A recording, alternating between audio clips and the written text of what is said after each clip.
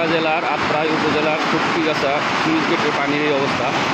পানি খুব দুর্বল গতিতে বেরিয়ে চলছে। পানির আসলে প্রচণ্ড চাপ, বলা যায় একবারে অত্যাধিক ঊর্ধ্ব গতিতে পানি প্রবাহিত হচ্ছে। যদিও এখনও বিপদসীমার উপর দিয়ে পানি প্রবাহিত হচ্ছে না, কিন্তু বিপদসীমার কাছাকাছি পানি চলে গেছে। পানির এই গতি দেখে বোঝা যাচ্ছে এখানে এত স্পিডে এত গতিতে পানি বের হচ্ছে, তাতে বোঝা যাচ্ছে যে পানির প্রবাহ খুব বেশি। অনেকেই মাছ ধরা নিয়ে ব্যস্ত। পানি প্রবাহিত হয়ে চলছে।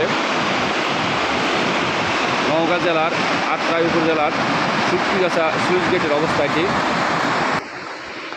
নদীর ভিতরের অবস্থা, নদীর ভিতরে পানি একবারে সুইচ গেটের কাছাকাছি চলে এসেছে।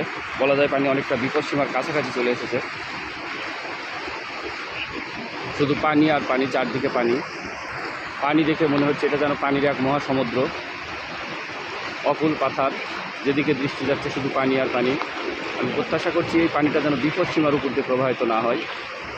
পানিটা যেন এই পর্যায়েই থাকে, কাছাকাছি পর্যায়ে থাকে, সহনীয় পর্যায়ে থাকে। কারণ বিপদসীমার উপর দিয়ে প্রবাহিত হলে অত্র এলাকার অনেক নিম্ন অঞ্চল প্লাবিত হয়ে যাবে, অনেক ফসলের ক্ষতি হয়ে যাবে। দুর্বার গতিতে বেরিয়ে চলছে পানি কুটকিগাছা সুইচ গেট দিয়ে। পানির বিকট শব্দ, মনে হচ্ছে যেন সব কিছু ভেঙে তুলে নিয়ে আসছে, চুরমার করে ফেলছে। পানির এই বিশাল শব্দ দেখে যে কোনো মানুষ ভয় পেয়ে যাবে।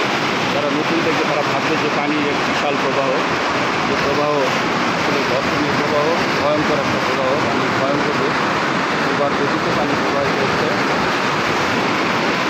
পানি দিয়ে চলছে